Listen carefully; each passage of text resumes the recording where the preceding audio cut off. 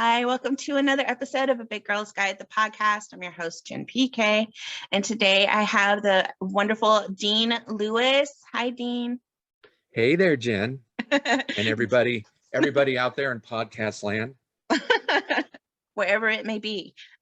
Dean is, he was my comedy teacher, so he teaches comedy, and he's a comedian and a radio personality and somebody's dad. Yeah. So he's got, his resume is stacked. How are you doing today, Dean?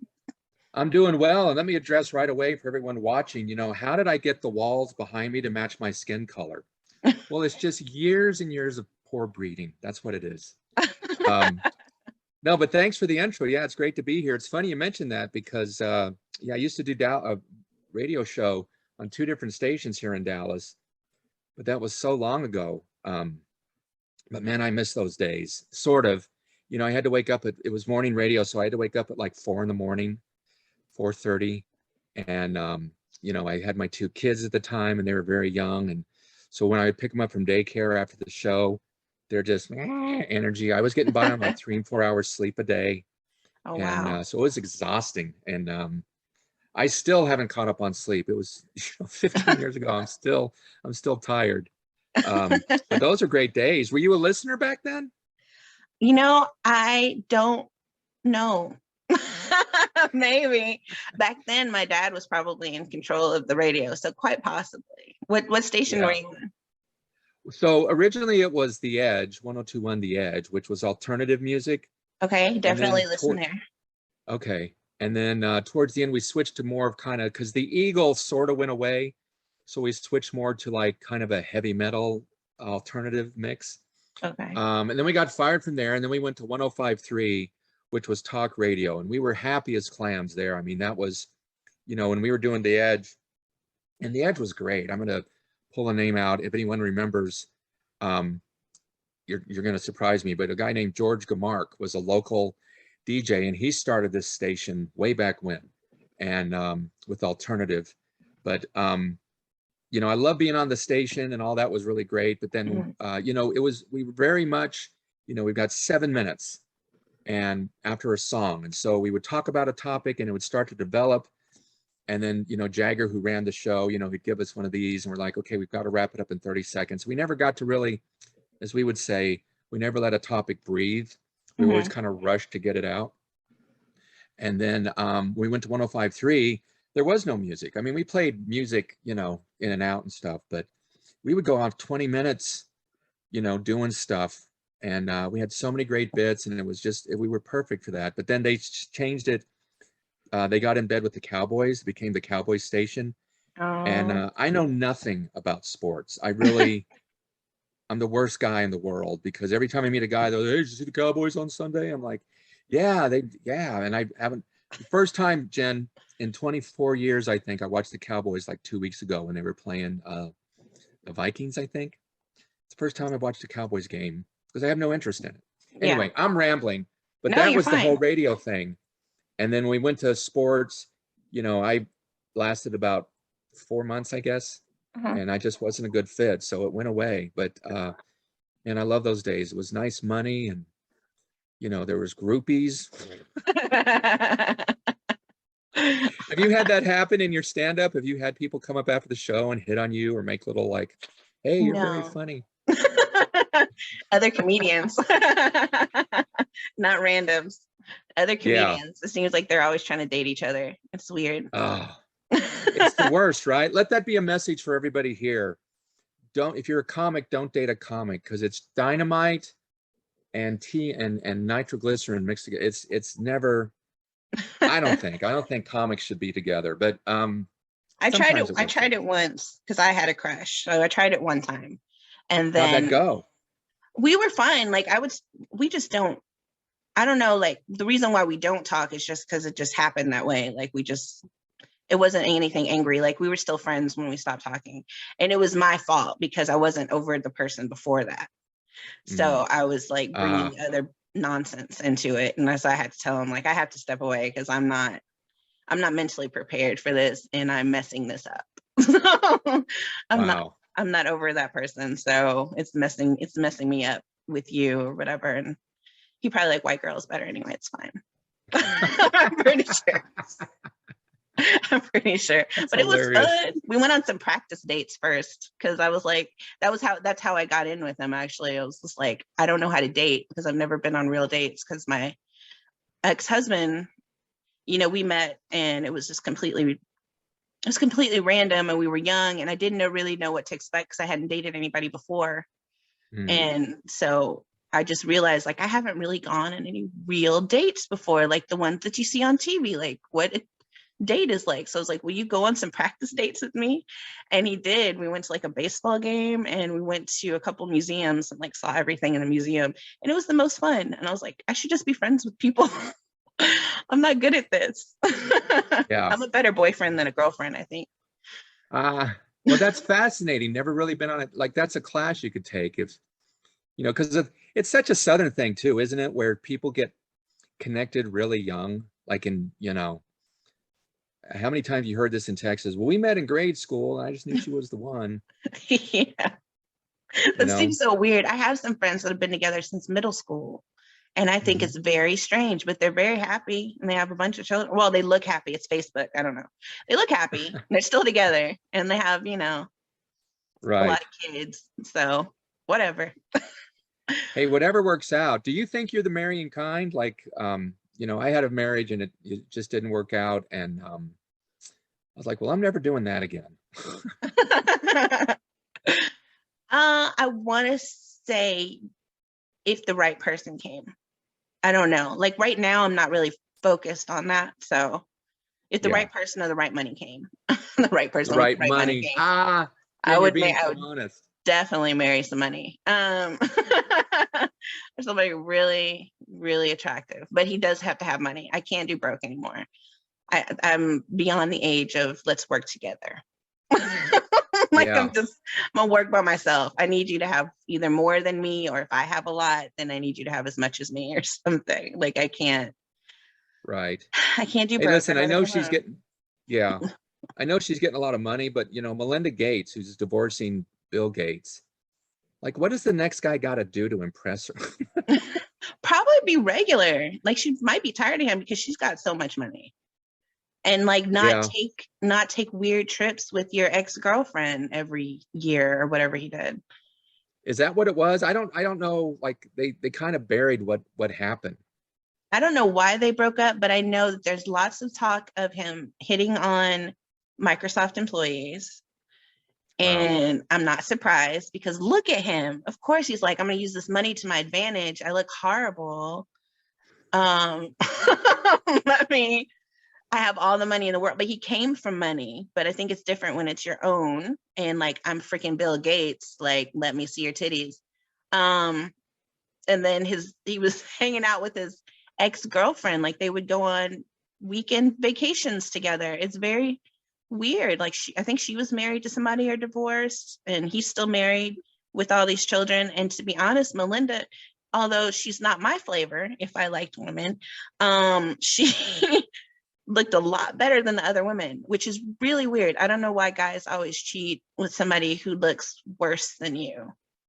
It's disturbing. What is that? Yeah, like, well, I'll tell you what it is in a second, but it's like, who is it? Arnold Schwarzenegger. He had an affair with their maid or something.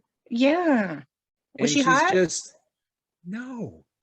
I'm gonna be a jerky guy here for a second, but she was just kind of frumpy and not very attractive in the face and just kind of slouchy and just like,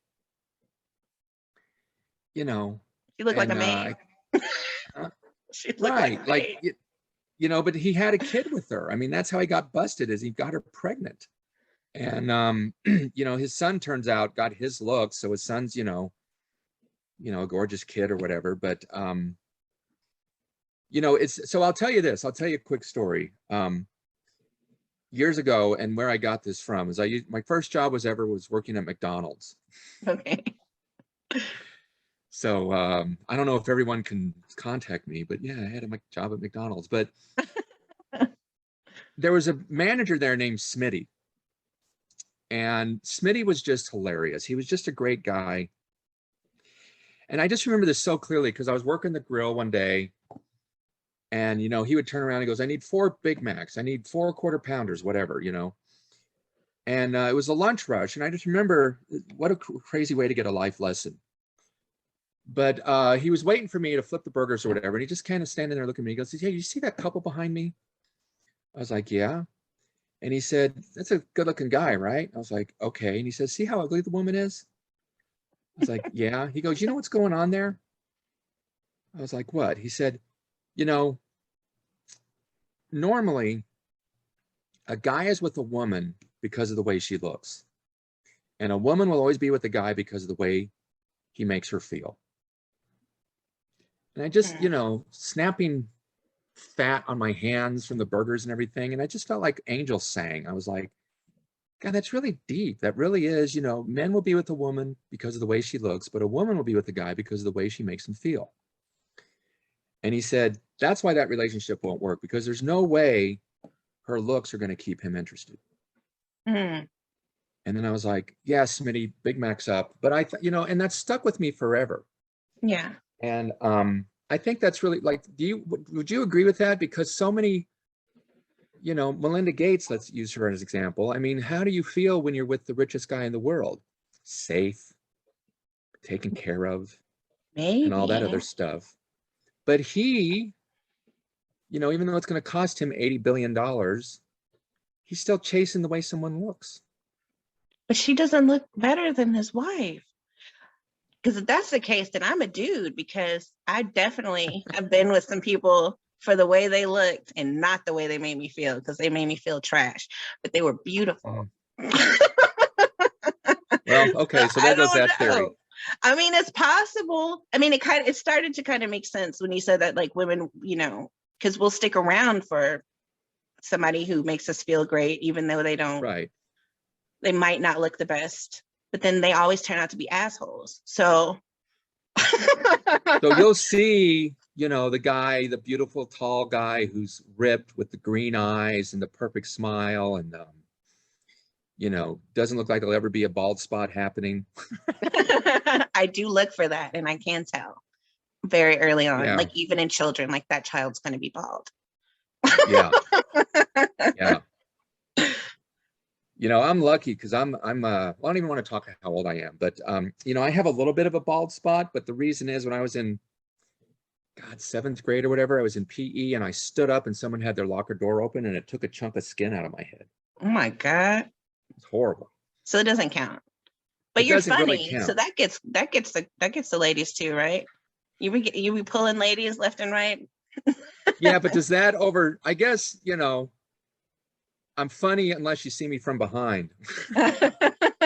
Like, But yeah, so going back to this guy, so yeah, you just said it, Jen. I mean, you'll be with that guy because he's gorgeous, but if he treats you like trash, I mean, you're gonna wake up to that eventually, right? Yeah, maybe 4 years later, but still at some point. It might take you a while. They're always really good at doing things, adult things. And I think it's because they know that they're trash. They're like, I got to have something. Let me be good at this. So I think they study. So what do you do if you have a friend who the guy is trash? I mean, he may have been hitting on you, or he's sleeping around or whatever, but she's just smitten. And then, she's like, I got the ring. He wants to marry me. Would you ever do an intervention, or you just let her live her life? It depends on what the trash is, probably. Because I learned from my friends that sometimes you just kind of have to let them go through. Eventually when I was dealing with somebody who was not good for me at all, eventually my friends were like, we can only tell you so many times and you're not going to listen, so, I think I don't know. I don't know if it's an intrinsically female thing. This is just based on TV and movies, but we just we don't say anything, so we can be there for you when it falls or whatever. And so we can't be blamed for the negativity. If they were hitting on me, then I might say something like, I would probably call him out like in front of her if that was the case. I'm like, you're nasty. Right. or record him or something. Like it would be like, if I had that kind of proof, if I just thought he was trash, I mean, we might, I don't know, I might get somebody else who's more direct to do it. Right. I give my son to do it. He'll tell. He's a lot more forthright than I am. I don't know. Yeah. That's a hard question because they always say like don't bad talk your friends people, because then they're gonna be mad at you because they love them and they're the best in the whole world. My friends, they did not mind trash talk. They Right. were like, he's garbage shit. And I'm like, but he's so pretty. Mm. You don't Yeah. know him like I do, but I did. I knew he was trash. It's okay. Yeah. Can I tell you a quick story?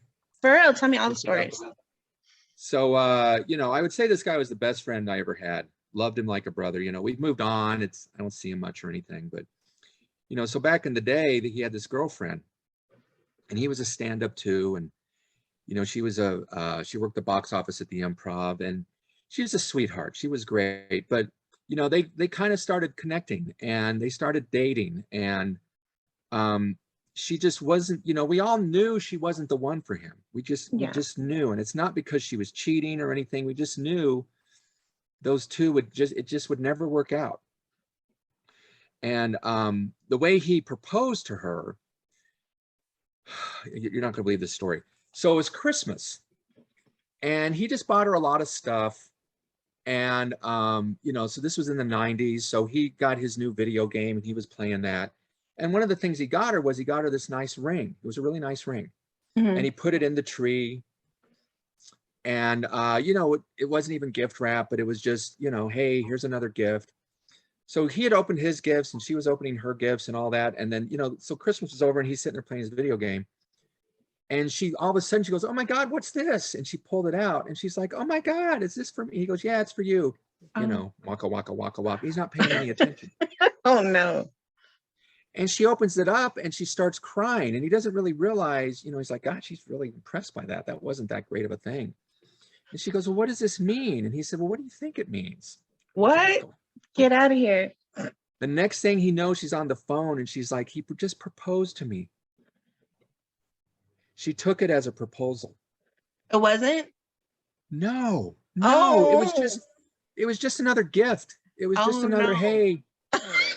And he was like, oh, can we cuss? He was like, oh, yeah, crap. For sure. And he just didn't say anything. And the next thing you know, she's making wedding plans and he just didn't have the guts to put the brakes on it. Oh my God. He's George Costanza. Okay, go ahead. He is George Costanza. I'm only telling you this, so that you understand. So he's black and she's white. So, I'm one of his groomsmen and he got married at UNT at the chapel, and it's all great. So we get there and we're all dressed and everything, in our tuxes and we're all, it's going to be a small service, only like 20 or 30 people there or whatever. Yeah. And all of a sudden this guy comes in, Jen, and, he's just very rednecky. I mean, he's got a mullet. He's got a polyester suit on. He looks like he's a roadie for the Doobie Brothers. Why? And Oliver's groomsmen, this girl, Kristen, was one of his groomsmen. That's how Oliver rolls. That's fine. And then I was one of his groomsmen. And then there was another guy. So this rednecky guy walks in and he comes up to me. He goes, hey, are you Oliver? That's my friend's name, Oliver. Yeah. I was like, no, I'm Dean. This is Oliver right over here. And he looks and he's a white guy and his eyes. Oh, no. It turns out it was her dad. And she had not told her dad that she was marrying a black guy. Oh, God. And apparently that was an issue. Well, I mean, I don't know what level of racist this guy was, but there's a reason she didn't tell her dad that she was marrying a black guy. Yeah. It's got to be it has to be the most uncomfortable 5 minutes because the guy was like, oh, hey, you're Oliver? Yeah, well, I'm Tracy's dad. Well, hey, man, Oliver didn't know what was going on. He's like, hey, he's the greatest guy in the world. So personable. He's like, hey, man, nice to meet you. Da, da, da, da. I've been wanting to meet you. Tracy's told me so many stories. And I think even brought up, she told me the time about the blah, blah, blah, blah. And we're all just kind of, so tense. But the point is, the other groomsman or groomsperson, Kristen, we had a talk. We had a serious talk about doing an intervention with Oliver and saying, we're not your parents, but we just think this marriage is a mistake. You and Tracy, we don't think it's the right thing to do. Yeah. And we didn't do it. But we were looking at each other at that moment, and we just had that, we should have said something to him. That's the point of my whole story is, did they stay maybe together? You're right. No, it didn't last too long. And, he met another girl and they're married and very happy and they have a beautiful daughter. And, he's happy as can be. And, he even said at one point, I probably shouldn't say this because I'm talking behind his back, but, he even said, it was just, why didn't I say something that day? And she's like, well, what does this mean? Oh no. So you feel like you should tell your friend if it's not right. I don't know if you should say, hey, here's a laundry list of what's wrong with them, but you should just, are you sure? You got to do the mom thing. I'm sure you've done that many times where your kid's about to make a huge mistake and you don't want to, you're going to let them make the mistake and learn, but you will sit down and go like, are you sure? Is this the right thing? I'm trying to inch you towards common sense. I've had that conversation with people who ask me specifically or come to me with like their stories because I feel like you want me to tell you to leave that person alone. They don't listen until way later, but I'm like, I can't tell you what to do, but you're telling me the reasons why. I would never date him, but whatever. But yeah. But if someone asks your advice, all they want you to do is back them up. Yeah. Did I start doing heroin? Sure, go for it. They never really want to hear I think that's no one ever really wants to hear the truth. And but I think like when I got married, my wife, she was 14 years younger than me, but it was never I was never like, oh, this hot 22-year-old, it's never like that for me. Yeah. It was just, she was the love of my life. I could just tell. And so I don't know if anyone had said anything to me, if it had made, like if someone had said, hey, listen, it's two different generations and blah, blah, blah. I don't know if that made any difference at all. They always say age is just a number, but I always think it's just creepy people that say that. I'm just like, you're just trying to make an excuse for yourself. I don't know. Age sometimes is more than a number. I think at a certain point in adulthood, it doesn't matter as much. Like, I don't know, 30s, and then you want to go higher. Maybe it's not that big a deal. But like when somebody's in their like 18 to 29, they might want to rethink going with somebody who's 50. Yeah. Unless the check is right, the price is right. I will do it. Right. Well, we met when she was 20 and I waited till we were like, 25 to get, like, I waited a long time because I didn't want it to be, you're young and you're in love and you're making a snap decision. So I waited a long time, but it turns out, but that wasn't the reason. I don't think that was the reason we got it. Anyway, I don't want to talk about all that, but you never really know a person. That's why I say, like, you could be with somebody for 2 days, 2 weeks, or 2 decades and still never, because I was with mine for like 7 years and I was like, I guess I didn't know you. I was like, I don't know. Right. You People go through changes too, they the person, a 20-year-old is not who that person's going to be at 35. It's just, there's too many things that go on. Yeah. I'll tell you this, when I was younger, I used to work at a nightclub, Monopolies. And I was the only one who wasn't doing drugs. Everybody there was doing coke and just drinking all the time, the whole staff. Yeah. And they were just all crazy and just sleeping together and doing stupid stuff and just, they were insane. And now on some of them on Facebook, they're all ultra conservative. And I'm like, I knew you when you were snorting coke off a waitress's belly. Like, what do you mean you're voting this way or whatever? So they're probably just don't know how people are going to turn. Huh? They're probably still doing coke though. Yeah, they probably still are, but you know, they're putting on that face of oh well, da, da, da, da, da, da. So you just don't know, Jen. You know, it's like, I guess I didn't know you, but also, you know, over 7 years, that's a long time. People go through a lot of changes. Apparently. Right? Do you feel you changed at all? I've grown and learned more about myself as I get older, and I've built up a wall.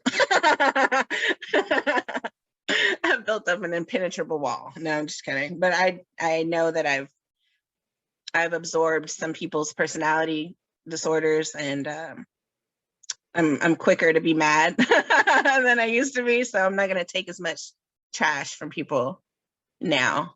But also, you know, I don't know everything that I want to be still, even though I'm super old. But I think I'm still like learning to care. I think I've learned to care about myself a lot more. And, you know, I Right. always say like, if I had realized how cute I was back then, I probably wouldn't even have kids right now. But I love them. So I'm glad they're here. Yeah. He wasn't bad Yeah. looking. He just, you know, I probably would have shopped around a little bit more if I had realized. Been like, you're the one. Hilarious. This is it. By I'm the gonna way, do this. But I I'm going to love be your comedy coach for a second. That's a great bit you should do about, you know, what's weird about relationships is how the other person changes and how I grow. You're so different now. Well, you are too. No, I grew. So that's a great idea. That's a great idea for a bit. As my kids would say, you should put it in your bit. That's what they say to me all the time. And I'm like, you should put it in your bit. How about that? That's your joke. You have it. I'll drop you off at the place. Nice. So you picked, so funny. You picked Big Girl Rule number 85. You can't turn a hoe into a housewife. Has somebody tried to turn you into a housewife? No, I'm just kidding. Have you tried it? No, I wasn't really, you know, I'll tell you this. When I was on radio, and you know, I started doing it when I was married, and I always talked about my kids and all this stuff. And then it was interesting when, excuse me, when the marriage started falling apart, we weren't going to talk about it on air because, you know, we're going to counseling, and, you know, we didn't want to whatever make it a thing. And what's really interesting is we started getting phone calls from people. And they're like, is Dean's marriage okay? Is Dean going through a divorce? Like, they just picked up on it. Wow. They just knew. No. For whatever reason. And we all were like, we're not saying anything, you know. And a joke I always had was, you know, because my wife was very cute, very sexy, and you know, about how she could have any other guy. Why did she end up with me? You know, and on the show, they always, part of the radio show is they always kicked each other in the dirt as much as we could, but they were like, Dean, you're so ugly, and you're so, you know, why would she end up with a guy like you? And da da da da. And you know, like, so at her job, one night they went to a Mavs game, and we were talking about the score, you know, and one of them said, well, I'm sure your wife could have scored with any one of the guys. I was like, I'm sure she could, you know. So we always made these jokes about her kind of having many options. Yeah. And we kept doing those, but now everybody knew. They were like, so is she cheating? I mean, so it was really weird. They picked up on it. Yeah. They really picked up on it. And part of it was I started hearing from listeners. They're like, listen, I know you're going through a rough time. Do you want to go have lunch and just talk about it? And, you know, this was the times when MySpace was kicking in and Facebook and all that. And so, you know, everyone's looking at me and they're like, sure, whatever. But, you know, I was on morning radio. It was a popular show. And there was like a year and a half, 2-year period where I just had a bunch of adventures. Let's just say that, a bunch. And I don't remember what question you asked that started me off. Oh, so that was the only time in my life I was kind of hoish. Because it was just, you know, these women, these incredible women too, you know, like, hey, do you want to go have lunch? I know you're going through a rough time, or I'm going through this. I'd love to meet you for lunch. I'm a big fan. Sure, you know, and the next thing you knew. So, but anyway, I was never, like, in all the relationships I've had, there was only one where I didn't cheat. but I could see the writing on the wall that it was over with.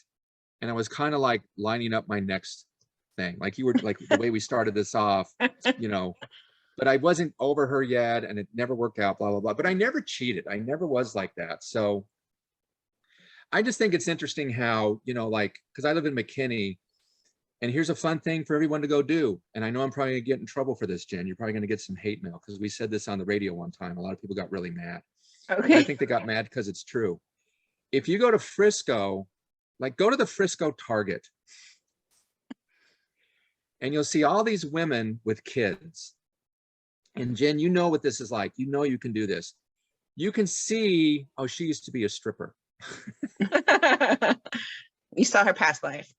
Okay. You can see their past life. And when you go, now this was 12 years ago and maybe it's changed, whatever. But if you go to the Target in Frisco, you're like, wow, she used to be a stripper. She used to be a stripper. She used to be, because they just, you know, but now they've got kids, but you're thinking, you know, she's not, it wouldn't be a big push to get her back on the pole. Oh, no. Maybe I'm being a jerk here. Maybe I'm being a jerk, but I just don't think that if you're, you know, if you were like that, can you become a housewife and never let that beast waken again? I don't think you can. I don't know if you'll actually go out and cheat, but I think you always keep that roving eye. Yeah, I think you always keep looking. Well, it's also, you know, if you are, you know, attractive and you're 40 and your kids are in high school and they're like, man, mom, you know, and the guy you go buy shoes from is kind of flirty and you're not sure if it's because he's trying to sell shoes or he actually thinks you're kind of hot, you know. Yeah. You entertain that fantasy, don't you? Maybe. I don't know about the guy at the shoes. As we've discussed, I am a money girl. But what if he's 6'4" and has the digger. green eyes and he's ripped, you know? Maybe it could be fun. Not for a long-term situation. Right. But I'm single though, so I could do that. Right. I could go be a hoe if I wanted to be. But I tried to have a hoe phase after I got divorced, but it didn't last very long because I didn't really like it. I don't really like being with random people. It didn't feel good. So it's not my thing. So I guess I would be more inclined to be married or be in a long-term relationship if I was going to be having, you know, activities than just random people. I used to say, and I still do sometimes, that once I get to a certain age, I might not care. Like if I'm like 60, I'm just going to be Blanche from the Golden Girls. I'm just going to do whatever, whenever, with whomever. Right. But I don't know, but I'm not 60 yet. So yeah. Yeah. And now I'm kind of, I've said it multiple times, but I've been single for like 5 years now, almost 5 years. So because I just was like, it wasn't worth it to me to be giving myself away to so many, to give myself away to so many people, but I didn't want to give myself away to so many people. And I also didn't want to do all the stuff that goes with dating sometimes. All that small talk, getting to know you shit. Oh my God. I don't care what your favorite color is. I don't want to know about your past. And I certainly don't want to know about your problems. So it's like, I'm not in a good place to be a good girlfriend because I'd be like, I had a rough day. And I'm like, me too. God. Right. I don't want to go help take care of your mom. Oh, yeah. I don't want to watch your kids. Like, I think the last guy I talked to, I decided if he didn't work out, then I was going to be done for a while. I was going to be done for a while. I was like, I got to chill out until I can score Captain America or something.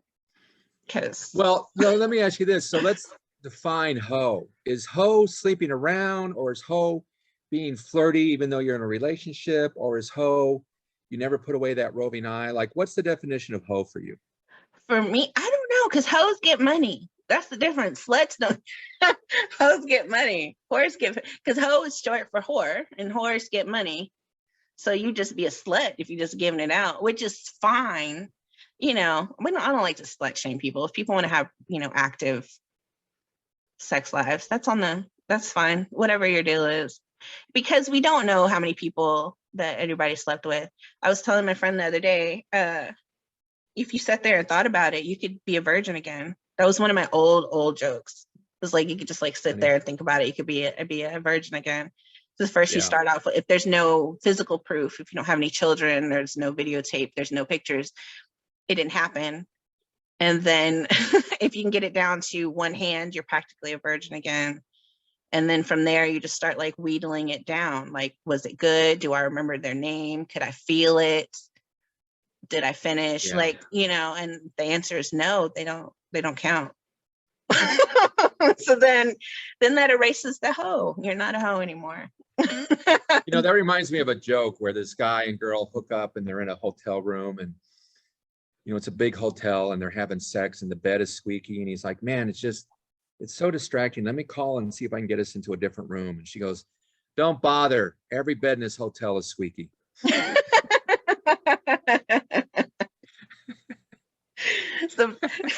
So maybe you can't fix hoe tendencies.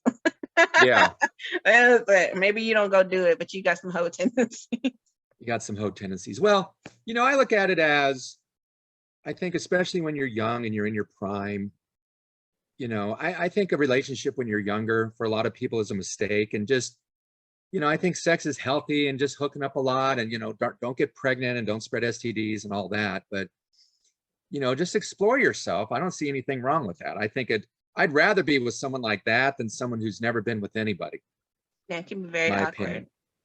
Very awkward. Yeah. It's very, it's a lot of pressure and, so, I don't, if I was with a woman, she's like, I've been with 200 guys. Wow. Okay. I'm just, not that ever happened, but I wouldn't like, oh, well, we're done. You're such a slut. Like, I wouldn't think that way about it because, I was just like, it's better than two. I just want to know who's counting. Yeah. Like, do you have like a counter, like you click it, or is there like a notch board? Because it's like, I don't think I would keep up. Like, go ahead and get the test or whatever, but like, I don't think I would keep up with the number of people.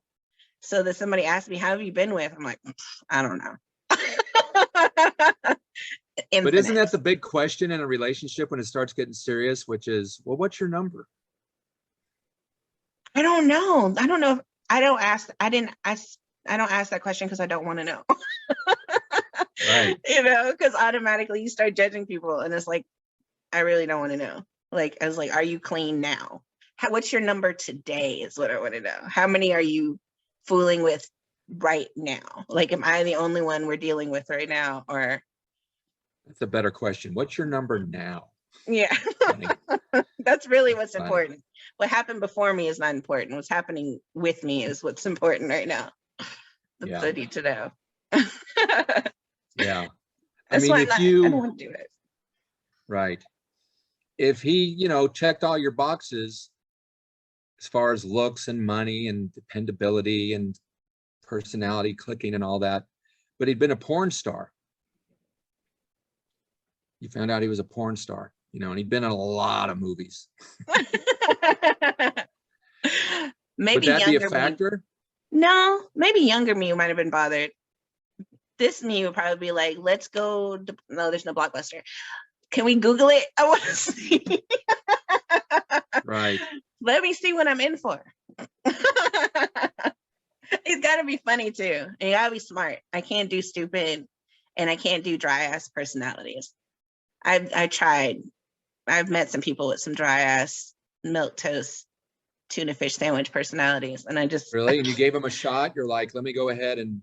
I didn't know. I didn't know till I really hung out with them, and then I did think about it because one of them wanted to turn me into a housewife, but he was very boring, and he's like, "We're not going to have cable in the house," and I was like, "No." I was like, "If I'm home all day, there's going to be some TV." Right. Like, why did he? What was his thing with cable? I don't know. He just really just wanted to watch PBS, which I love PBS. But like, I knew it was bad when I went over there first. I was working, and the only time I could hang out would be, in the evenings. Like if my kids were asleep, I really just would prefer to hang out on the weekends. But he had this like weird weekend routine. So that was strike one, because he was like, my weekend's already planned out. Like I do house things on Saturdays, and then I play with basketball with my godson on Sundays. I'm like, but you're trying to date people, whatever. And then he had asked me to come over like on a Wednesday night or something like that. And I went, after I got off work, and he offered me a tuna sandwich on a TV tray, and then turned on like channel 2 or something. And I was just like, there's not enough money. There's not enough money for me to do this. I can't. I'm going to be very sad, or I'm going to end up being a cheater. And I've never cheated, and I don't want to. So he had some money. He had some money. Yeah. He had at least another factor. And I was younger. Older me, no, still. I couldn't deal without cable. I need TV. I need internet. I need video games. Something. I need something. I can't sit at home with that all day long. With you on that. It's boring. Because I'm not going to want to talk to you all day. It's interesting to me how somebody will let the tiger out of the cage too early. And what I mean by that is, this sounds like you've been with him just a couple weeks or whatever, and he was already about no cable and no this and no that, and here's your tuna sandwich. And, it's like, dude, just, even for the first 6 months, don't let them know how weird you are. No, I'm glad he did. That would have been such a waste of time. It would have been such a waste of time, which I guess it's good that I keep talking about my relationship thing, so that once I do start dating, I can be just like, go listen to my podcast. Just know that you have to be pretty and smart and funny. And you have to have some money. Right. Oh, we're never going to make it. Sorry. This is what I learned about her. Crazy. And I don't drink, so that's why I don't fit in on the comedy scene so much. Also, I don't go out because I don't want. It's nighttime. It's hard. How's your stand-up? Are you going out? Are you doing some shows? No. Remember that time I was at the Improv? Yeah. That was pretty much it. I signed up for an open mic one night, and then I forgot. So I, text the lady, is like, I'm so sorry, I forgot. Because once I teach at nighttime, and when I got off, dealing with my adult students, I closed my computer and I was through for the night. And I was like, oh, I was supposed to go. No. Oh, no. Yeah. So and then another time, I think I signed up for one and I ended up canceling because I had something else to do. And I was just like, I just haven't made it out. It's a combination of like COVID, not wanting to be around a lot of people, and it being nighttime. And I'm kind of like nervous or whatever. I'm still kind of nervous. I was just like, I'm scared. I'm scared to go talk. I'm scared to go say it, go get on stage and have people look at me. It's scary. But you're funny, Jen. Well, yeah, COVID's part of it too. I mean, I got in August, I don't want to make this about me, but I'll just tell you. So in August, in September, went to the doctor and I've got diabetes, and, I've got this other thing, neuropathy, where just walking hurts. And, I'm taking medicine. I'm trying to get better. I can tell it's getting better, but it's going to be a process. But part of it is, this, if you do comedy, it's usually, even if you just show up and do your set and leave, it's a couple hours of your time. Yeah. And I just don't have, the hangoutness in me right now. And on top of that, I wear a mask everywhere, because Omicron's coming now. And, I'm vaccinated, but I'm still super cautious, Yeah. Because I've got 2 kids. I mean, my older one hates me, but, I've got my younger son, I'm exaggerating a little bit, but, my younger son, he's 17, and, he's going to school, and I don't want to make him sick, so I'm really cautious because I don't want to bring something home and give it to him and then he misses school.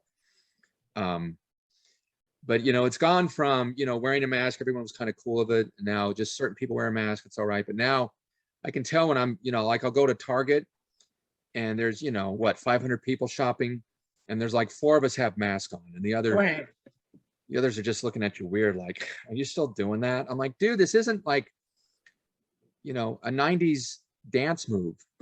It's not going out of style to be healthy. Yeah. And why Um, does it bother people? I'm always in my mind, I think when I'm in, especially when I'm in areas that are like kind of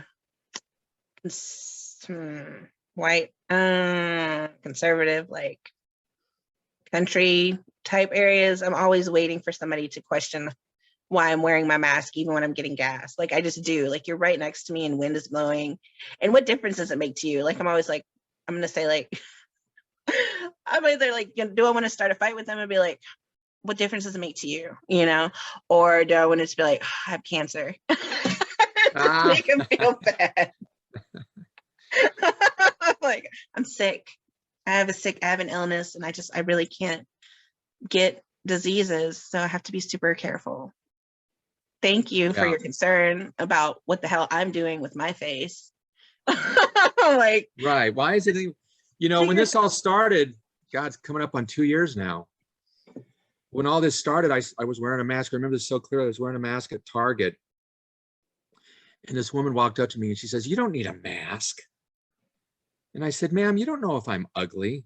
And she was just, and I just walked off. It just shut her down immediately. It is scary. I have a 17-year-old too, and he does not have the shot.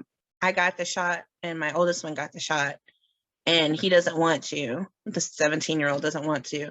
And when we had it, because I had it earlier this year, and my oldest son had it earlier this year, and he didn't get it, thank God.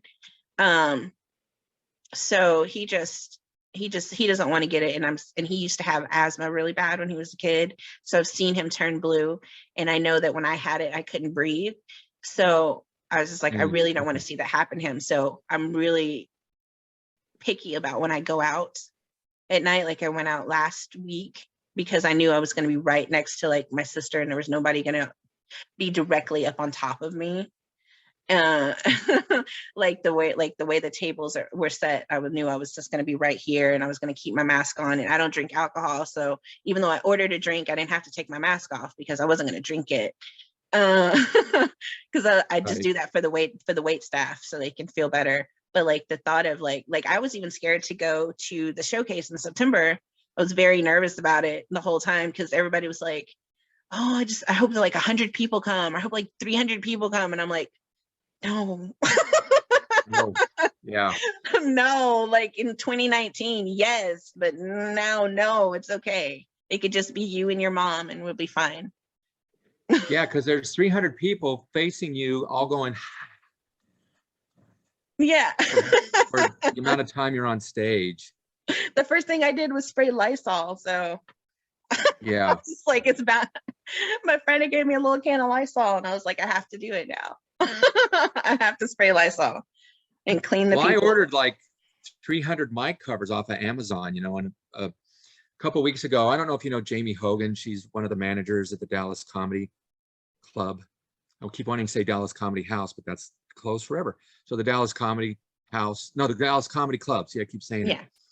And she asked me, and I know Jamie, and I'm never going to say no to her about anything, but I was just miserable the whole time because I went up there and I was wearing a mask, and then I got on stage and I put the mic cover on, and there was 100, 200 people. I couldn't even see, it was so dark, but they're all just looking at me like I'm gonna die. I'm gonna die. But people keep going out like it's regular, and that makes me wonder slightly, like, is it just me? Like, is there really nothing to worry about as much anymore? I don't know. I just don't know what to do with I that. know the answer is yes. It's still worrisome. It's still Okay. a problem. The CDC and Fauci and all these other people, scientists. I know we're probably losing some listeners now. They're like, oh, they're these science believing people. But I just go with that. It's still a problem. And this Omicron is, there's been some deaths now and spreading. And so anyway, yeah, it's still a problem. I think it's going to be a while before we get out of this. But just anyway, don't want to get too political about it. I just think I'll always go with science. I think that's the way to go. Okay. That's one of the reasons why I took your class, was because I wanted to do it, and then I knew that I could get on stage and have a moment without going to open mic to open mic to open mic. So there's my secret. That's why I took classes, because I didn't want to do open mics, but I wanted to go on stage. So I was just like, let me take this, let me pay this however much money and take this class, and then I'll get to get on stage for a second, and maybe somebody invite me to be on their show. Because I took a class at what was Dallas Comedy House in 2020 before everything kind of shut down. And then I was invited to do another showcase situation. And so I got to go twice. And then, you know, life shut down. And then when it started to try to kind of open back up, I decided to take your class, because I had taken some time off of teaching full time. And I was like, I'm going to do some stuff for me. So I took like an acting class, and I took your class. And I was like, well, this will give me an opportunity to get on stage without having to sit, you know, through 15, 20 other people and go up at 11 o'clock at night in a random bar, you know. So it was a good opportunity. I appreciate it, you know, and maybe somebody will invite me to be on something. Just let me just be on there and just do 2 minutes. Well, but I'll tell you this, you know, I'm going to give the class a plug if that's okay. But yeah, part of what happens is when you graduate, there's a secret private group on Facebook called the Dean's List. I didn't name it that, but that's what they called it. Guy started, and I was like, yeah, just name it that. But there's, you know, a couple hundred comics on there. And the prerequisite for getting on that list is you have to take the workshop. So, you know, Jen, it's one of the things you can do is you can just post on there like, hey, I'm looking for some stage time. Can anyone help me out? That's part of what it's about. Is, you know, it's really kind of not ever what it's supposed to be, but it's, you know, it's supposed to be a feeling of community and people helping each other out. And you can say, hey, I'm looking for a punchline, or maybe can I get a writers group together or whatever. But don't be shy about posting that out, because I know there's, God, what is there? There's DFW comedians. Yeah. And there's East Coast comedians, and there's women only comedians. I mean, there's so many Facebook groups right now. And I think that's great. I think community is awesome. But on the Dean's List, you know, that's a way you can actually, you know, ask for help. And if no one says anything, I'll get on there and go, hey, you guys, that's what this is about. And, you know, here's Jen, let me give you some advice. But so don't be shy about asking, because I know before the pandemic, I think there was like 21 open mics a week.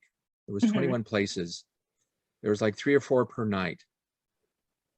And then during the pandemic, that shut down. But now, you know, we were talking about this, no one gives a crap, and they're all going out without wearing masks, and people just don't care. But, you know, it's getting close to that number again. There's a ton of open mics. Yeah. But some of them have, you know, you got to sign up, and some of them, oh, you know, we're going to put you up late on purpose and make you prove yourself for 10 shows. And there's all that, which I think is good. You know, comedy shouldn't be just, I want to do it. Okay, you can headline. It shouldn't be that way. But, you know, it's a lot of work. But, you know, again, on the Dean's List, don't be shy about posting and saying, hey, I just, you know, I want to do some Zoom shows, or I want to, you know, I'm not really big into going out, but is there any shows that you guys would recommend? Can you help me get some stage time? So don't be shy. But anyway, like I said, I'll give it a plug. So if anyone's interested in the workshop, I'll be starting some classes in in January. Okay. And they can just reach me at deanlewis@aol.com. I was worried about sending you an email when I Googled it. I was like, what's his email address? And it was still at AOL.com. And I was like, does it still work? I know. Well, there's Dean@deanlewiscomedy.com. You can use that if you want, Dean@deanlewiscomedy.com. But I know AOL is just old as the hills, but I didn't know it still worked. It still works. I know. That's so fun. You're holding out on it. You're like the last person that has an AOL address, and they're like, we want to shut it down, but he won't leave. Yeah, I'll be the last one. Well, I look at it as the Karate Kid. You know, the Karate Kid was really popular, and then everyone thought it was done, and now look, it's coming back. So I know one day AOL would be big again. I look forward to either one. You've got mail. Yes. That was the pinnacle of my being a teenager. You listen to that, and then when you hear you've got mail, then I know I can use the computer now. That's how the internet works. I told, you know, when my kids were younger, I told them about AOL and that, and they used to laugh at that. And then I found the sound online, you know. Yeah. And they just thought that was the funniest thing. Made me feel so old. But your episode, I named it A Big Girl's Guide to Turning Tricks into a Trade, because you managed to turn your comedy into like a whole career. What did you do before you were a comedian besides Oh McDonald's? man, besides McDonald's, nothing of merit. You know, I was, I mean, I've never had a day job. Oh my God. I worked at a bar. I was a bar back. Um, I, yeah, just no real, you know, in my 20s, I didn't do anything. Like my mom wanted me to be a dentist and go to school, and she had saved up money and all that. And I just kind of blew it off. And, um, but you know, I decided to just do stand up. And one of the ways I did that is I got a job at the Improv as a bartender. Mm-hmm. And that morphed into, it's a long story, but it just morphed into, and by the way, anyone who wants to do stand up, this is my biggest piece of advice. If you want to do stand up, get a job at a comedy club. Door guy, waitress, waiter, work in the kitchen, do whatever. Because one of the things about working the Improv is I was always there. And if a comic didn't show up, or, you know, I remember, you know, back in the day, the Improv was open 7 nights a week, and Monday they used to call it the Best of Dallas. And the Best of Dallas was all the local comics got to go up, but you couldn't just, it wasn't an open mic, you know, just definition for some who may not know. Open mic is someone who's never done stand-up before. You can still get some stage time. A showcase, the Best of Dallas at the Improv, it was a showcase. So you had to be an established comic. You had to have a couple years of experience, or you've been working, or, you know, there's a criteria. And so there was a couple Mondays when they did the Best of Dallas where nobody called in to go up. You know, there was only about 20 or 30 comics in town who could go up at the Best of Dallas. And there was times when they were all working, or they were all on the road, or they just had other things going on. And I remember this so clearly. I was bartending, and a manager came back and said, "You do comedy, right?" And I was like, "Yeah." He goes, "You're going up tonight." And I was like, "What?" He goes, nobody's coming tonight." He goes, "We have 4 comics. We got to have 12 to do a show. So you're going up tonight." Oh, wow. So, you know, that's part of the advantage of being at a comedy club is you work there, you're available. Plus you get to see a ton of comedy shows. Plus you get to hang out with comics. And I'll tell you a real quick story. You know, my most successful student is Cristela Alonso. I don't know if you know Cristela. She's the host of Legends of the Hidden Temple. It was a show that came on like back in the days, and then they revived it. It's something of the Hidden Temple. And then I know she had a Lifetime. I follow her on Instagram. She had her own show called Cristela, I believe. And then she had she just wrote a Christmas movie with Mario Lopez and somebody else called Holiday in Santa Fe. It's on my DVR. I think that's what it's called. So yeah, I've heard of her. Yeah, and she had a Netflix special. She's got another one she's filming in January. You know, she was in one of the Cars movies. She's you know, she's been on The View a million times. They really wanted her to do The View, and she never will sign with them. So, but anyway, Cristela was taking my stand-up class, but she was also the office manager at the Addison Improv. Okay. So, you know, she was balancing the books and taking phone calls and doing all that stuff. But what she did was, you know, she was a smoker at the time. So during her break, she would go out to the bar at the Improv. You know, this is during the week when it's closed to the public. And she'd write in her journal. You know, she'd get ready for the class on Saturday. And one day she goes out there and Carlos Mencia was in town. So Carlos Mencia has the reputation of being a thief. And he was going through her notebook. And she hit the friggin' roof. She's like, "What the fuck are you doing? Da, da, da." And he's like, hold on. I'm just looking at, is this yours? She goes, "Yeah, it's mine. Why are you looking for new material this weekend?" I mean, I love Cristela. And he's like, "That stuff's good." And she said, "You're saying that just because you got busted." He goes, "No, I'm looking at it. You got some funny stuff. This is really well structured." And she's like, "Well, give me an, you know," and he goes, "Hey, do you want to do a guest set this week? I'd love to see you on stage." And she's like, "You're saying that just because you got busted and she goes, "No, Cristela, I'm not going to put you up on the show if I think you suck. I want to see your set." So she got a guest set and he liked her. And the next time he came back to town, he said, "I want her to open for me." And then he started taking her out on the road. And then, you know, a lot of people may remember this, but he used to have a show on Comedy Central called The Mind of Mencia. He hired her to be a writer the first season. Wow. And, you know, that morphed into, she eventually got on Conan. Just a little braggy story about her, but, you know, she auditioned for NACA. People don't know what NACA is. It's National Association of College Activities. Basically, you're doing shows at colleges. Hmm. And these are great because, you know, they'll bring you in for $1,000, $2,000, $5,000. And, you know, they're very lucrative. There's some people, you may know this, but again, some of the listeners may not. There's some people who make probably close to $1 million a year, and you'll never know their names, but they're just working NACA. They just make so much money on NACA. So Wow. she went and auditioned for NACA. And after her audition, you know, what you do is you audition along with a magician and a singer and another comedian. And there's like a 6-hour audition thing where all these comics, all these performers go up and audition for all these college kids. And when she went up and auditioned, she got more. And if they're interested, there's like, hey, we want to hire you. We want to hire you. She got more hires from her audition than anyone else in the history of NACA. Wow. She got like 200 colleges like, we want to hire you right away. And she went from, she was about to be evicted to her apartment to she was going to make enough money. She started looking for a house around Beverly Hills. Beverly Hills, of all places. Wow. Or close to Beverly Hills. As she says, well, I'm not in Beverly Hills, but you can see it from my window. That's amazing. So my point is, you know, she was working at a comedy club and a comic locked her. So that's my big piece of advice. Everyone get a job at a comedy club. But going back to your question from 5 minutes ago, you know, that's, and I kind of stumbled on that. I got a job bartending at the Dallas Improv, which is long gone now. And that morphed into, suddenly I was getting work because I was just available. Mm-hmm. And then I started teaching offensive driving for them in my 30s.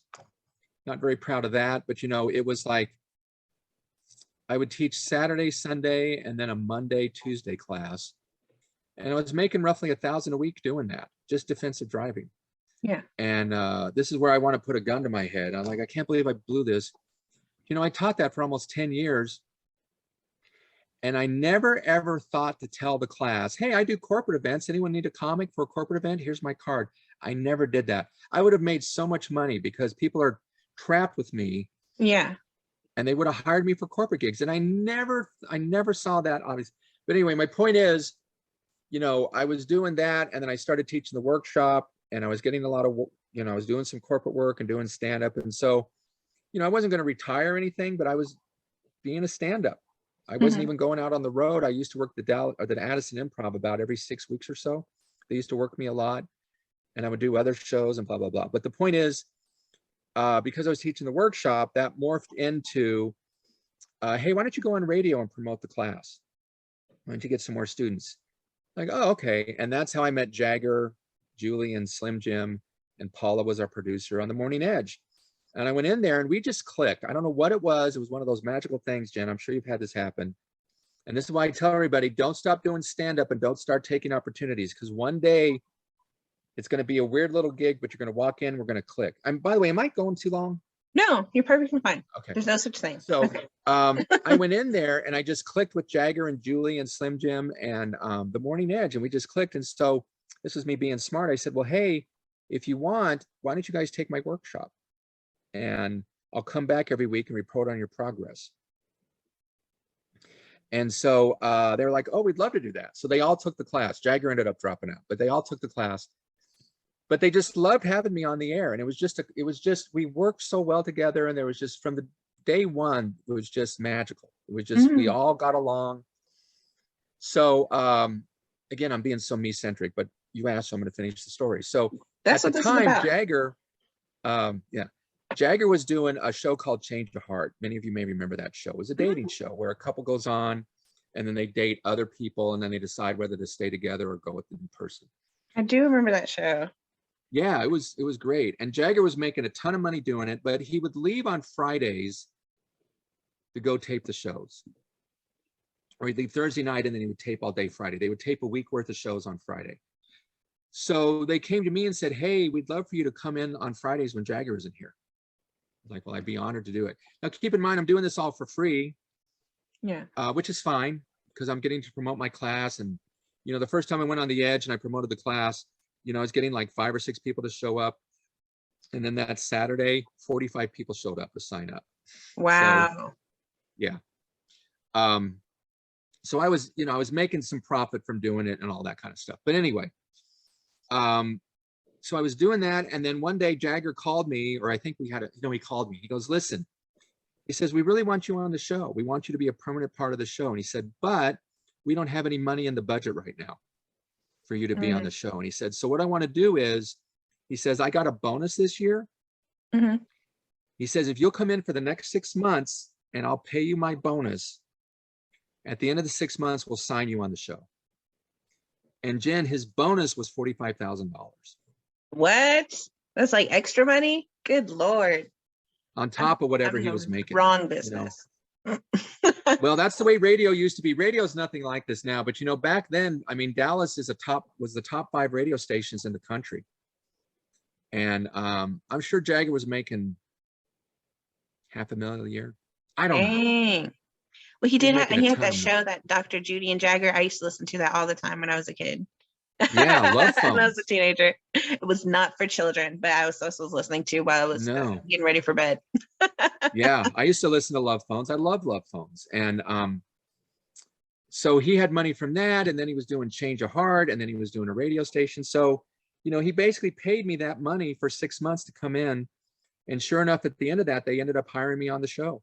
Wow. And, so that's how I made a lot of money in my, during that time period. It's about an 8-year period. And that's when I got married and, had kids and, ended up in this house that I still can't afford. So, so that's how I ended up. I got very, very lucky, Jen. I mean, I got very, very lucky in that I decided to do stand-up. I kind of blew off my 20s, never really got a serious job because I was terrified about doing stand-up. This is part of the reason I teach the workshop, is I know so many people are terrified of doing it. And I just want to show you, listen, I'm not saying you're a headliner. I'm not saying you're good, but I think if you want to follow that dream, you should follow that dream. Don't do what I did, which was waste a portion of your life being basically terrified. And I hope I get people through that. But anyway, so that was back in 2009, 2010, when I got fired from radio. And ever since then, I've been kind of teaching workshops and just kind of doing stand-up here and there and scraping by. Sometimes it's really good. Sometimes it's really bad. I'm going to be real. There's this book called The New Comedy Bible by Judy Carter. I remember you showing us that in the class. And, I'm going to humble brag for a second. But in the acknowledgments page, she actually says, and thanks to all the people who helped me at the start of this project, the amazingly fun Dallas comic Dean Lewis, whose words of wisdom are throughout this book. Wow. So it's basically your book. Well, yeah, I'll tell you. She said that, she goes, well, I'm going to put you in my will, and when I die, you're going to get the book. And then you cry. I was like, Judy, seriously? So anyway,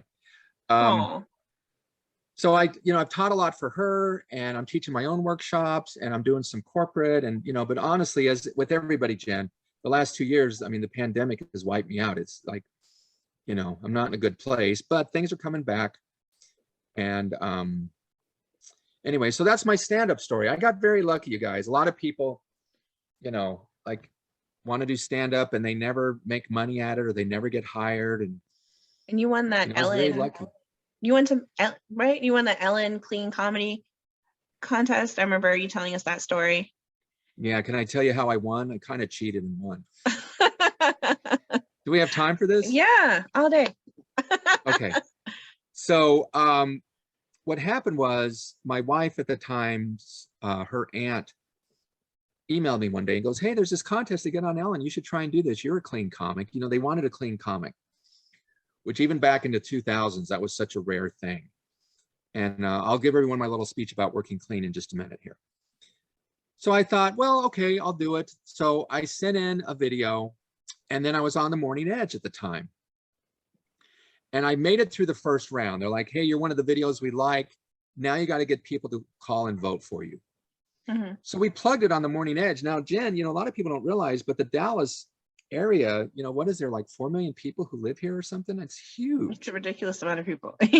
Ridiculous amount of people. And I was reading something today that, right now there's 50,000 people from California moving to Texas every month. Oh my God. It's getting bigger and bigger all the time. But anyway, so we said on the air, hey, call and vote for Dean, call and vote for Dean. And so I think there was 6 of us. So it was in the final 6. And when we were in the final 6, this was such a cool thing. They flew us to Las Vegas. We stayed at Caesar's Palace, and we did the showcase at, I'm going to forget the casino now. But anyway, it was at a different casino where we were doing the showcase. It was Bally's. That's where it was. It was Bally's. Here's how I won the contest. Here's how I won the contest. So if you've ever been to Vegas, there's these bridges that go over the street because people are getting run over all the time. Okay. So we're walking across the bridge, and it's me and the other 5 comics, and there's like 4 producers. And the sun is setting, you know, and we're all kind of nervous because we're going to go and we're going to film our performance at Bally's. And then Ellen's going to look at those, and she's going to handpick the person. If we're walking across the bridge, these 2 guys come walking across from the opposite direction, and they go, Dean Lewis. Or no, there was 3 guys. They go, Dean Lewis, and they come rushing at me like, oh my God, we're so excited to see you, da da da da da da da. Wow. Well, they just happened to be the listeners from the Morning Edge who were in Vegas. And they weren't looking for me or anything, but I just happened to run into them. And, you know, we were kind of in a rush, and the producer said, hey, this is nice, but we got to go, blah, blah, blah. And I was like, well, hey guys. And they're like, you're going to kill it. You're going to crush it, da da da da. You know, it's like this little nice 30-second fan rush thing. Oh, fun. And so we were walking, and the producer came up to me. I think his name was Calvin. I don't remember. But he walked up to me and he said, you know, you just won this, right? And I was like, what do you mean? And he said, look at their body language. So the other 5 comics are in front of me, and they're all slouched over and looking at their feet. Oh, no. Like it intimidated them because I thought I was this fucking guy. You were the guy, though. You were on the radio. Man, I wanted to be on the radio so much. So much. Like that's probably part of why I do the podcast, because I don't know how to get a job on the radio, and I'm not in the place in my life when I want to jump out and go hand out. I don't have time for handing out promo flyers in Dallas part-time. I literally don't have that kind of time. But like I don't know how you get into it. I know some people just kind of fall into it. You know, they might like work for somebody like as the limo driver, and then that's a particular guy on 1061.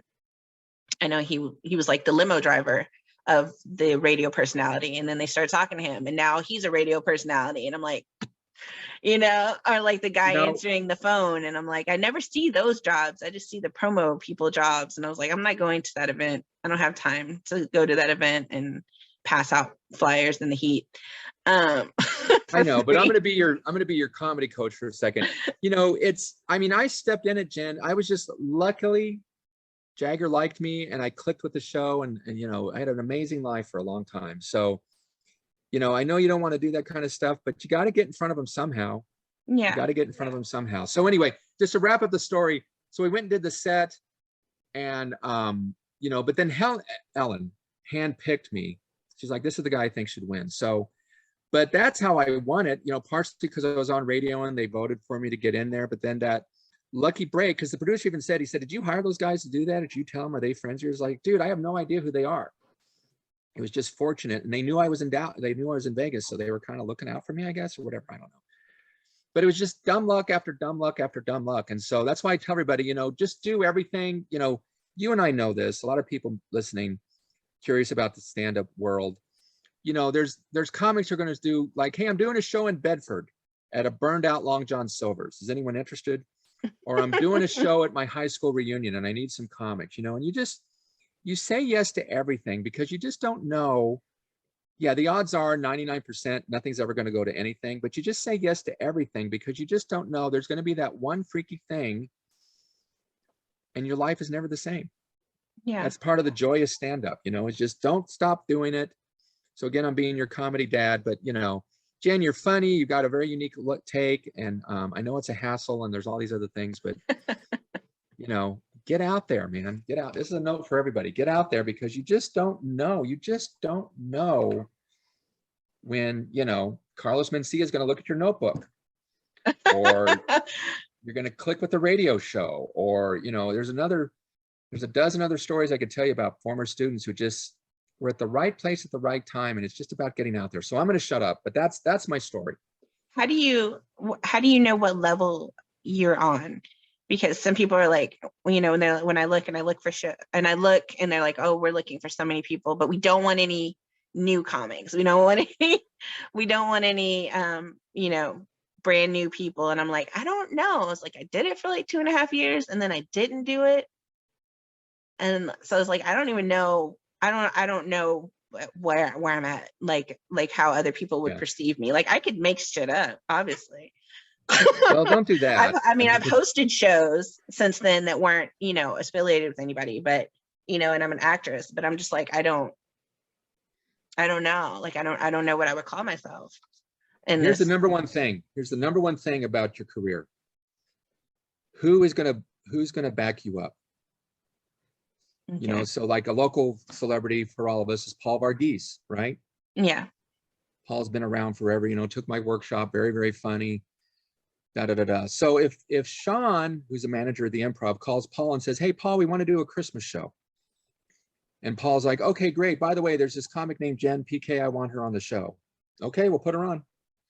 That's all it takes. So, you know, the common knowledge, the common advice is, you know, get video, post it, call the clubs every week, you know, kind of be a nuisance, go to as many open mics, put yourself out there. But honestly, it's just if you have somebody on your side who will back up and say, hey, I think she's funny, give her work. They may not be paying you right away, but you know, it's what I did when I was working at the Improv. I was just working at the Improv as a bartender, but I was available and I was always in the manager's eye and I was always there. Yeah. And opportunities just fell in my lap. So you got to have an advocacy group. You got to have comics, you know, and it's also, you know, if let's say there's a comic named Bob Lilliput or whatever, and he's going on the road and he loves you and he wants to take you on the road with him, then he's going to introduce you to these clubs. You know, that was another thing. Again, I feel like I'm bragging, but I'm not. I'm just trying to tell you how it works. So George Lopez, when George Lopez would come into town, he would always want to work with me. He'd always hire me. He'd say, I just want to work with Dean because I was clean and I was what he was looking for and blah, blah, blah. But George started taking me out on the road. I mean, he took me to the Tempe Improv. He took me to a club up in Indiana. He took me to the LA Improv. I mean, he would bring me to shows to open for him.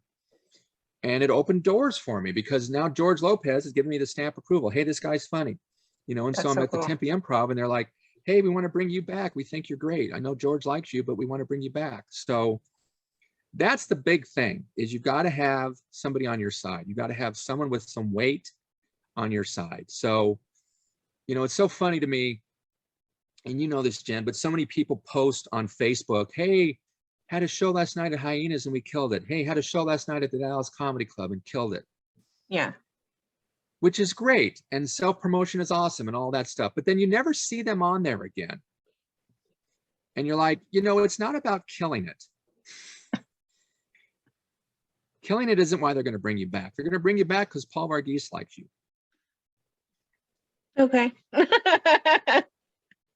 So again, this is one of the reasons why, and I'm not saying crawl up someone's ass and be a kiss ass and all that, but you know, you got to get out there and get exposed and have other comics see you and have them think, oh, you know who'd be great for this show is Jen. She's perfect for this show. And you're going to get a call out of the blue. Hey, we're doing this thing. You want to come do it?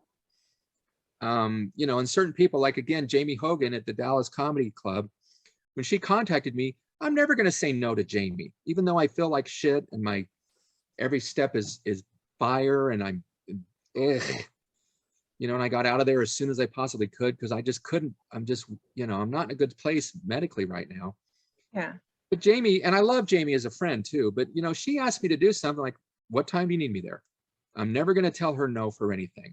Same thing with Sean Trainer at the Improv. Same thing with other people. So Jen, you're funny. You just got to get out there and stay on their radar. So it's great you did 2 years of shows.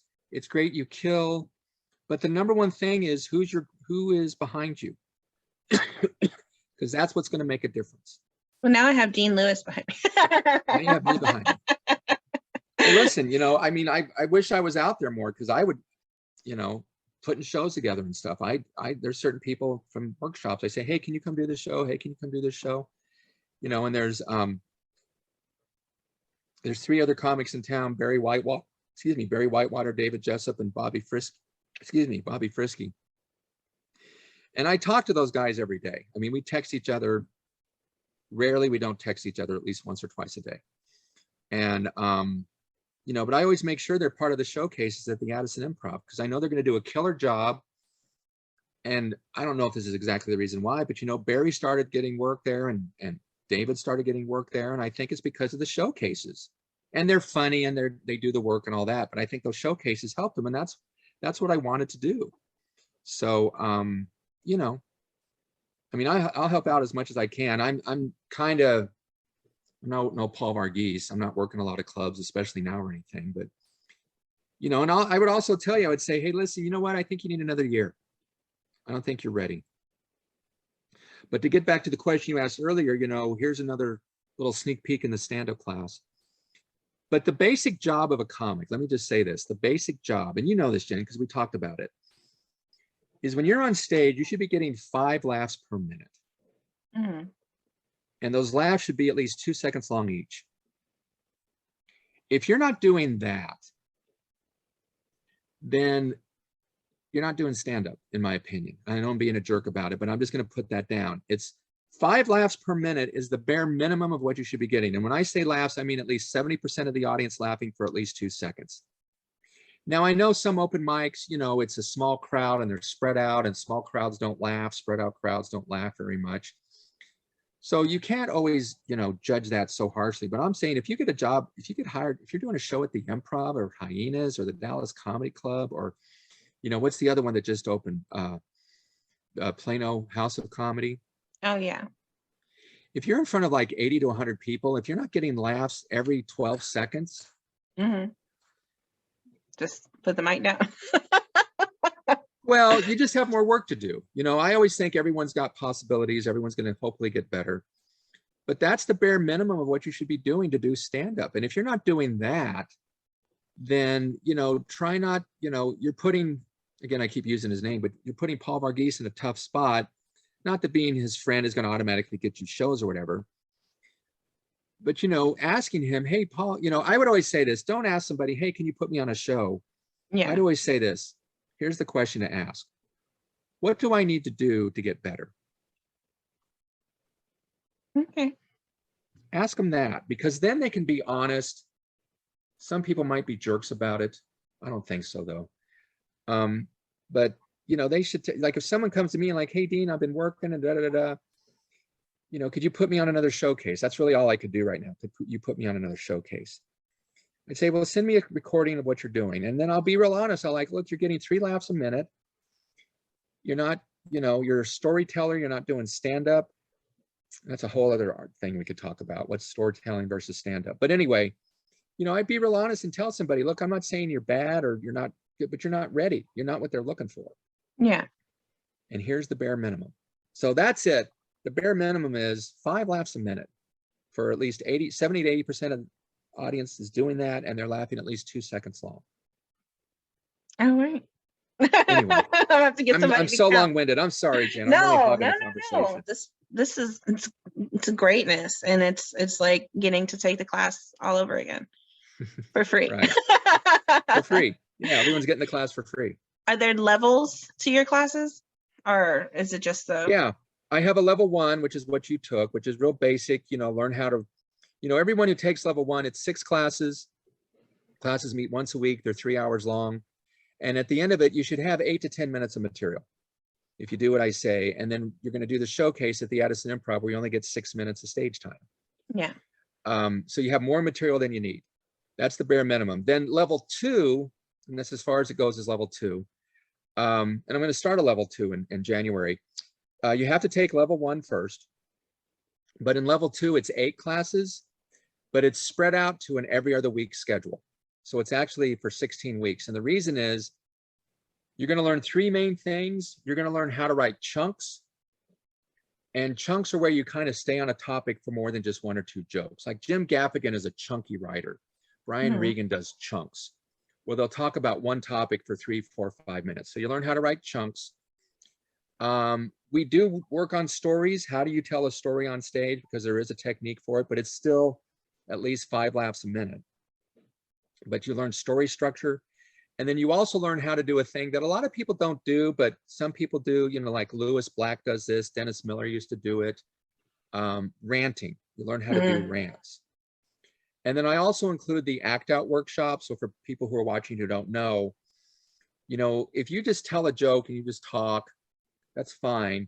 But stand-up comedy, especially in the last 20 years, has become very much a performance art. It's very much about the way you perform. And so when you're talking about your mom, you should act out her voice. When you're talking about your car that won't start, you should do the sound of it not starting. When you talk about how something's stupid, you should be, or you hate something, you should do that with emotion. So that's part of what you learn in the workshop, is how to act out. And so even though, Jen, you've taken the workshop and you know this, you know, we talk a lot about act outs, but in the level 2, there's actually a whole other level of act out information that you learn. So then at the end of the 8 weeks, you know, again, you've come up with a bunch of new material, and we can do another showcase if you want. Some classes don't want to do a showcase, but usually we do a level 2 showcase. And it's stuff you've done from the class where you're learning this different level of stand-up. You know, most people just do the classic setup punch. Hey, I went to the store, funny thing. I went to get my car fixed, punchline. But this is actually, you know, more in depth, and it's, you know, it's what headliners do. And by the way, here's one other thing for everybody. You know, I'm saying 5 laughs minimum when you're doing stand-up. But one of the ways, Jen, you'll know that you're getting better at stand-up is if you reach headliner level, and that's usually 7 to 10 laughs a minute. Okay. That's one of the simple ways you can tell, am I doing good? How many laughs per minute do you get? And go watch a stand-up headliner, you know, or watch them on Netflix or whatever, and just sit there and count, and you'll see. And I've told this story in class, but I'll tell everybody listening again. You know, when I first learned about this years ago, I was a bartender at the Dallas Improv, and Dennis Miller was there.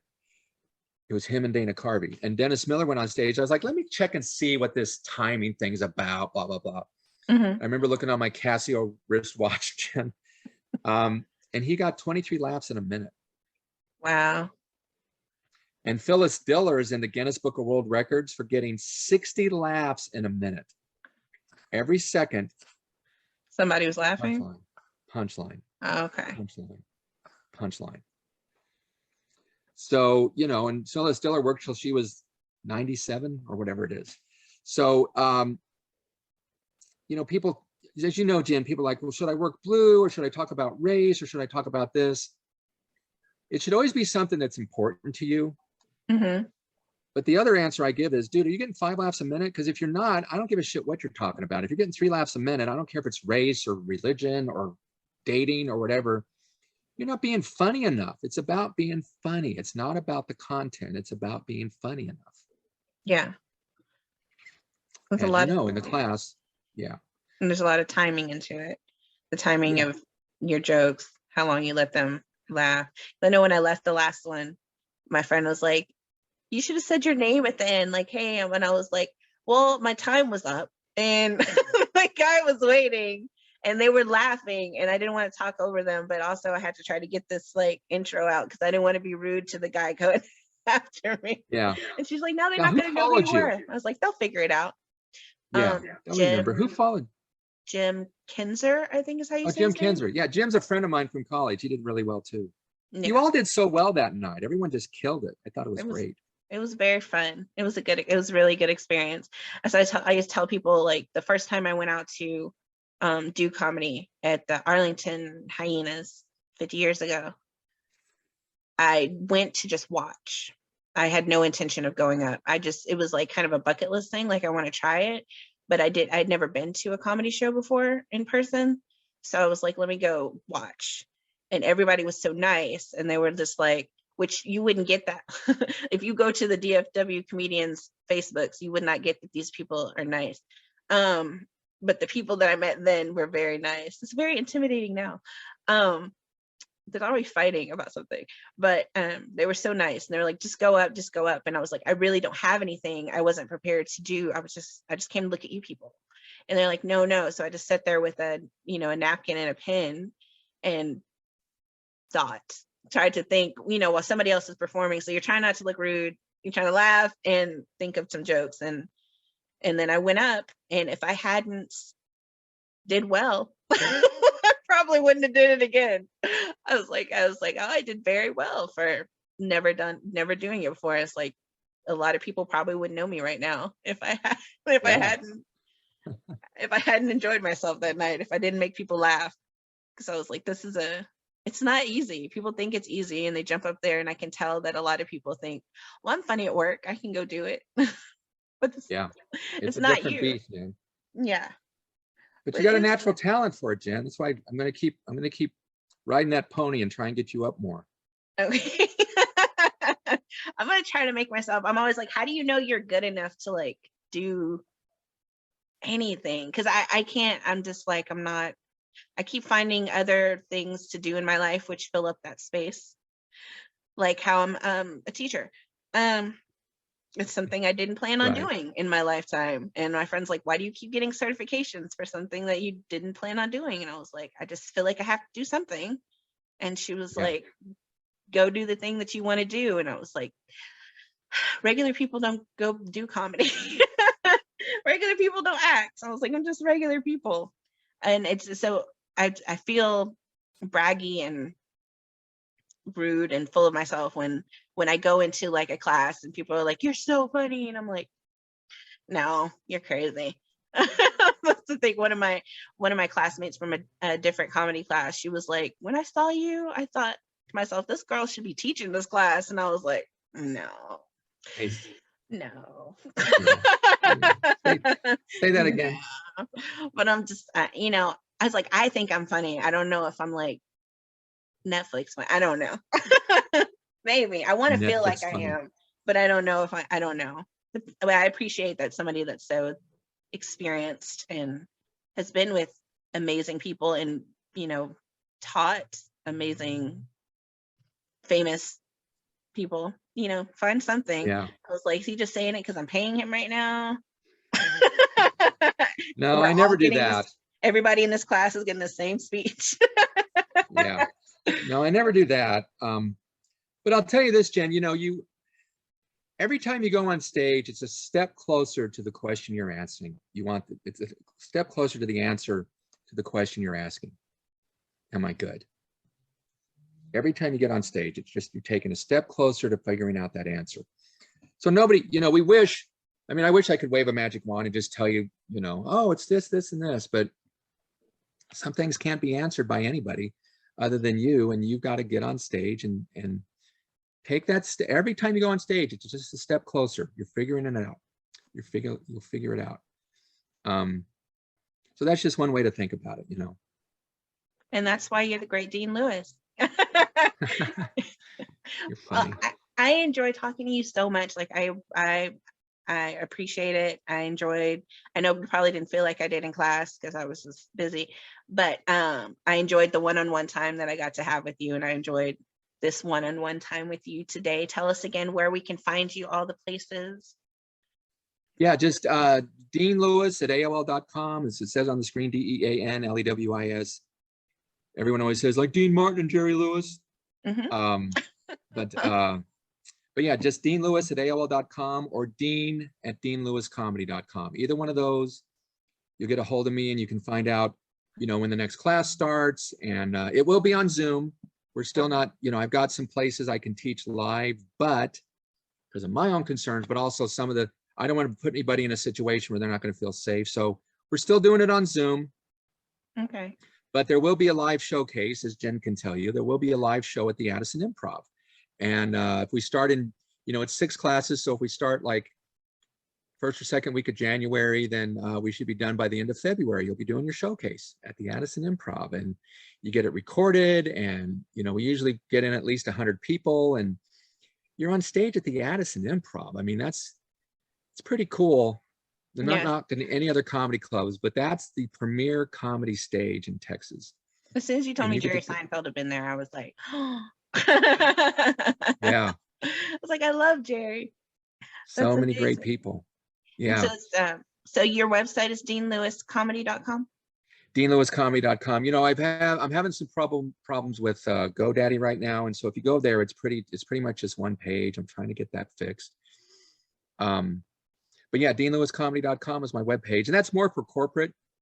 Mm-hmm. clients to go see. But yeah, check that out too. But if you want to do the show workshop, just let me know. Is it the stage 2 one in January, and or then, is that so the stage 2 is, just people on the dean's list. I'm going to just let you guys know, like everyone, Okay. like nobody knows about state level 2 unless they've taken level 1 and they're on the dean's list. So I'll post in the next couple of weeks when the level 2 starts. I'd like to start that in January too.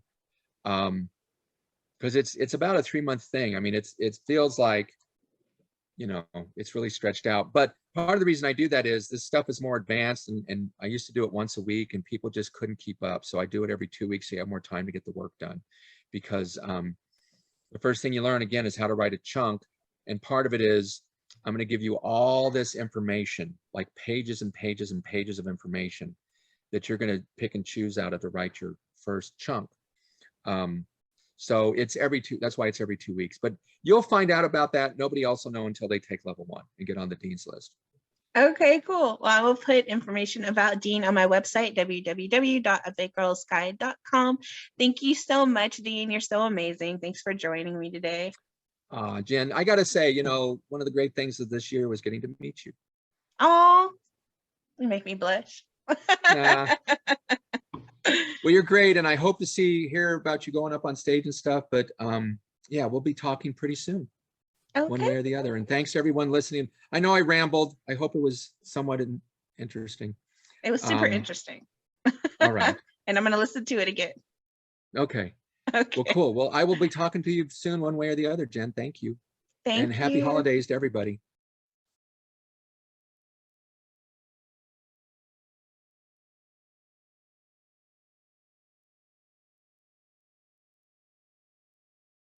Get out there, because you just don't know. You just don't know when, Carlos Mencia is going to look at your notebook.